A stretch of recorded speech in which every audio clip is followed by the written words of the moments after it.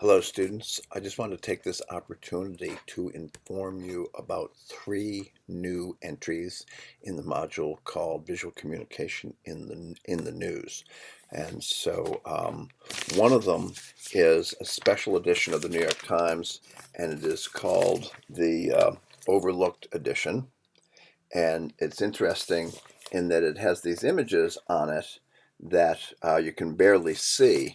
And what they are images of women who ended up being very influential, but they never got a obituary in the New York Times. So the New York Times is trying to make good on that oversight.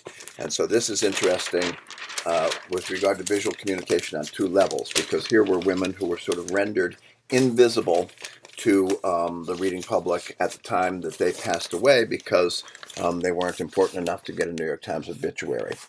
Subsequently, their contribution has been identified, so the New York Times has made up for that, and so then they have sort of visually created this from invisibility to visibility, which is kind of interesting.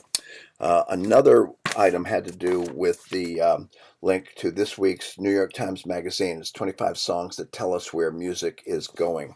And if you'll recall, some of what we talked about with respect to Lupton and Miller's claims that McLuhan and Fiore did not have much of an impact on mainstream print publication design and layout. And several of you said, well, no, you know of magazines that really do seem to be heavily influenced by the kind of radical departure from old school that McLuhan and Fiore were doing. Well, it turns out this particular magazine, and I have a link to the online copy of it in Canvas, is engaging in some of those tendencies to defamiliarize and confront you with sort of the strange newness of things in order to get you to see things. So the typography, particularly at the title of each one of these 25 artists that are sort of new music providers, it's almost illegible. And so that kind of brings us to that idea that the old school idea of typography was the job was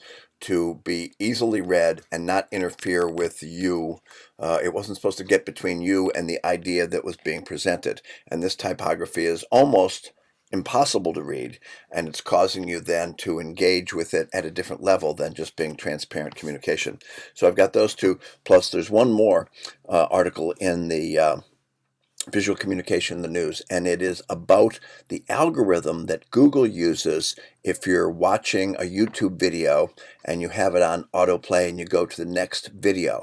So it's an interesting article by someone who happened to be looking at, he was researching Donald Trump's presence on the campaign trail and what it looked like as he watched these YouTube videos of Donald Trump. And then what happened is he would then be sort of referred to videos that were sort of more extreme than Donald Trump, and eventually got into things that were like, racist and sexist and basically xenophobic. And so then he wondered if it was just, something that the algorithm tended to shift people further to the right. Well, he started looking at Hillary Clinton videos, and then it got the opposite effect, and he was going further to the left, and all these he was eventually directed to conspiracy theory videos. So the point of the article is that there is an algorithm that Google is using, and they don't share those with us. That's part of how they make their money, is by getting you to continue to look at more videos or spend more time on Google. And that way, then they make more money from their advertisers. But the tendency is to go to more and more extreme versions of whatever it was that you looked at in the first place, which is kind of fascinating. And this will become relevant in the coming weeks when we start talking about videos, moving image, and how it differs from the still image of the photograph or the painting, etc. So I just want you to take a look at these three new entries in Visual Communication in the News. I put them up at the top of the module, so I keep trying to put the most recent stuff at the top. Every once in a while I forget and leave it down at the bottom.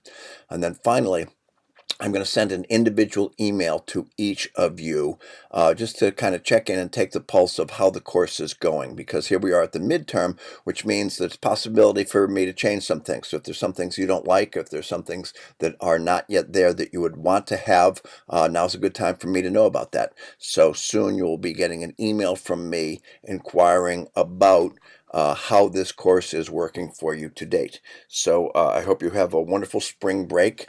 And again, you are supposed to be at least looking at the what's his name? Paul Martin Lester's Six Perspectives as one approach to use when you do your analysis of an image. You don't have to use that. You could use the Gestalt approach.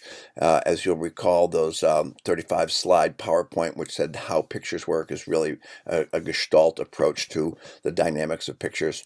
And then you also have the notion of if there is text in the pictures, you need to comment on sort of the typography or how the text relates to the image. What is its relationship to what is being depicted?